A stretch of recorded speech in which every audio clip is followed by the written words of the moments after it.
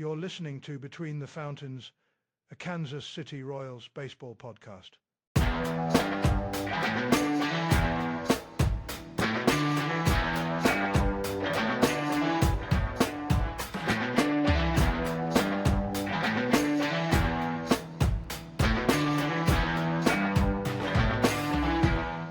All right. Welcome to episode 8 of Between the Fountains, the Kansas City Royals podcast. It is May 19th. I'm Bryan. That's Michael. We've been friends for over 40 years and Royals fans since the time we can walk. We break down the Royals from all angles and we give you our honest opinions of the highs and the lows of each week of the 2026 season.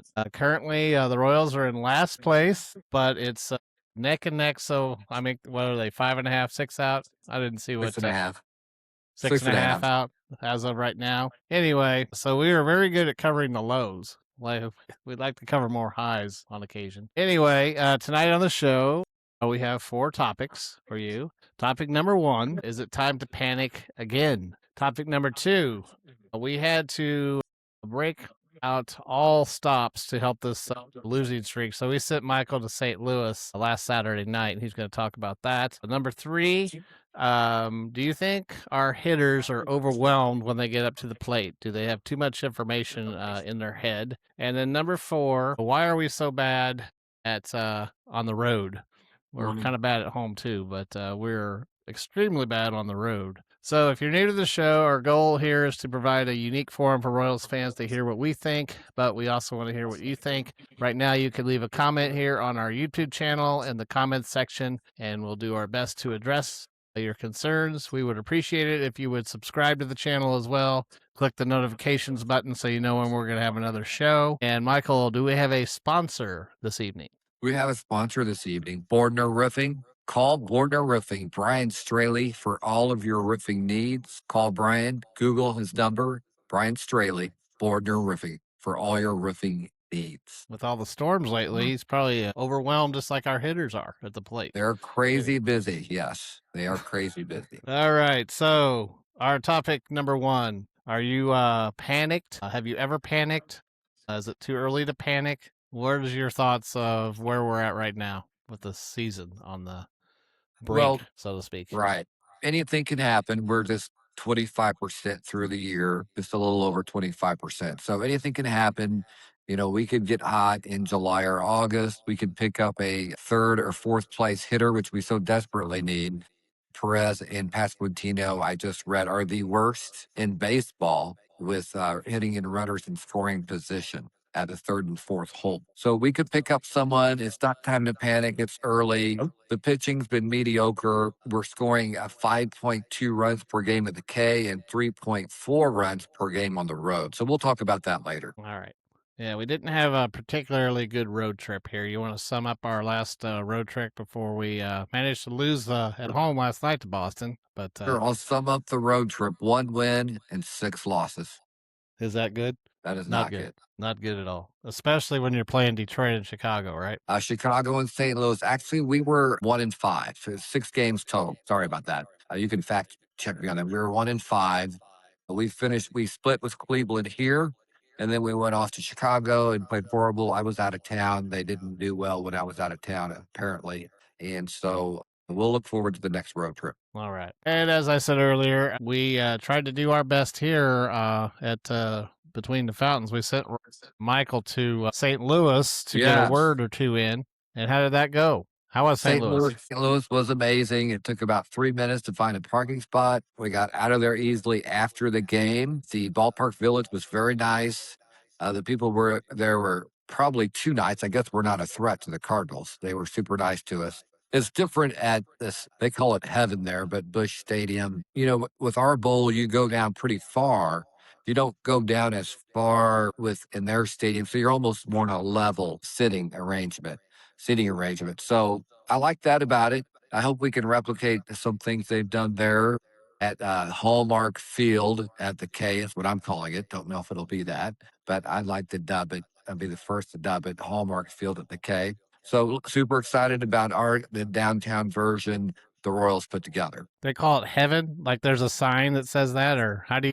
Yeah, How do you know there they was call a it heaven? sign. Because there was a sign, and then the PA announcer said something about it too. Yeah. Really? So, yeah, Like there when the was a game starts, sign. he says, "Welcome to heaven," or something like that. I think he did. Yeah. And then there was a That's a sign that little said, "This is aggressive, heaven." don't you think? It's a little bit aggressive, but we'll go. We'll just take it and run with it. There they have, and we'll just see what happens in their heaven. And you had Royal stuff on when you went to the game. Yes, did Like- not get any flack from. So I had Royals shirt on, t-shirt, or no, actually it was a polo. It was a nice Royals polo, and then my son just had royal blue. It didn't say Royals, but didn't get into any trouble. They did have excellent food there, a little more variety than we have at the K. We had some barbecue there. It was very good, and yeah, just all around a really, really good experience there at Busch Stadium, aka So no one said 1985, not one time to you. not one time, Really? 1985. That's too bad. No, yeah. Well, all right. So our third topic for this evening, are our hitters, do they have too much information in their head when they go up to the plate?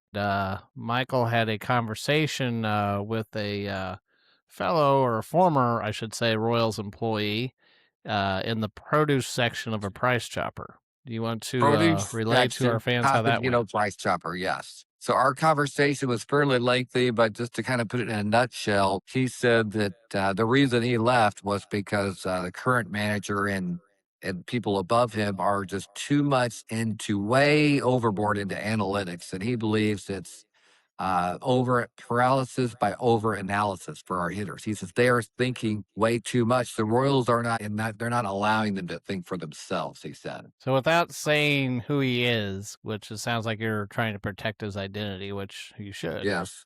Yes. Can you say like what his role was when he was employed with the Royals, or something? He was not similar? a player, and he was not a coach. I think that's about the best I could do.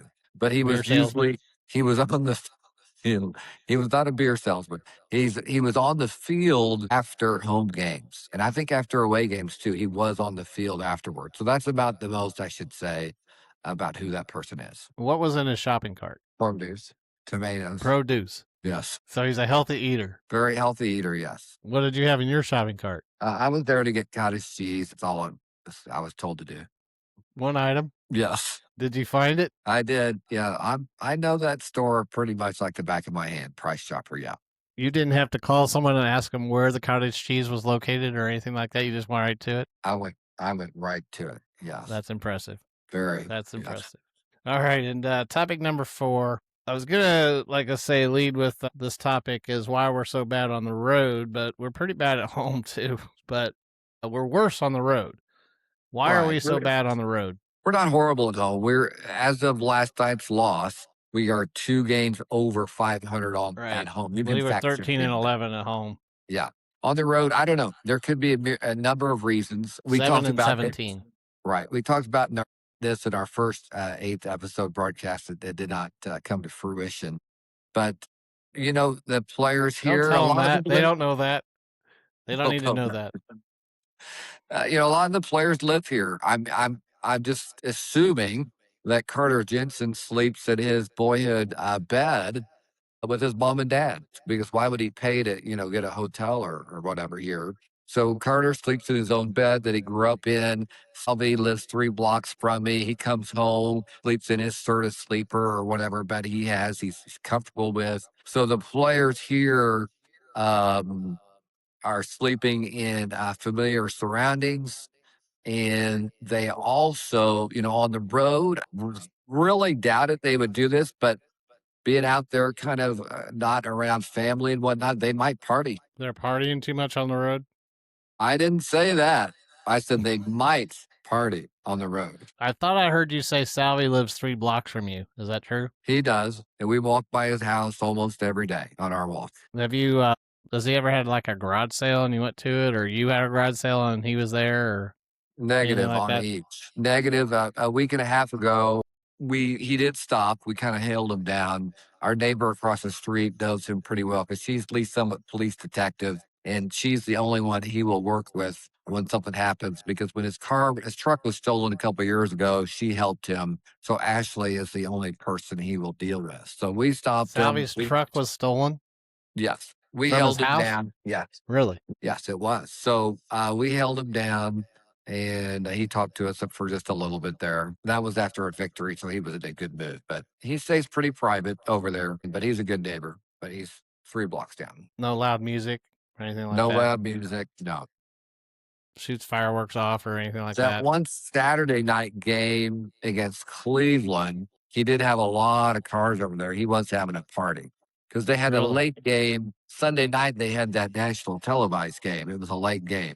So Right. that after Saturday's game, he had a big party over there. Lots of cars. Have you ever just happened to walk the dog right by his house and then back the other way and then back again, or just to see? No. Have you stalked him at any point? I guess is what I'm trying to say. Oh, but he did have about 10 boxes on his front porch last year.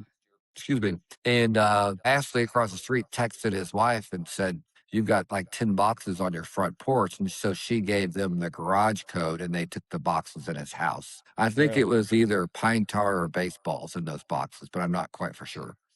Right. Very likely. Or home run balls. Could How have many been is he home away runs. now of George? Like 6? I think 6 or 7, yeah, right in that range. Does he get that before the All-Star break or no? I'm going to say a hard yes. He's gonna, he'll tie George or he'll break George's record. He'll by break his All-Star break. record. He's going to get hot here real soon. Okay. Well, he has hit a couple here in the last few days. Yeah. Right. All right, then. We're going to close with that wonderful story about Salvador Perez. So we want to thank you for listening to Between the Fountains, a Kansas City Royals podcast. Our next episode should be next week sometime. We're not going to nail down a time or a day of the week. It's just be happy when you see a new episode. We'll just say it like that. No, next Monday, we will be it will be from Wisconsin. I'll be in Wisconsin. I'll be broadcasting from Wisconsin next week. Is that right? Yes. That's cool. Yeah. All right, then. Well, with that, we'll leave you with that, and bye-bye. Go Royals.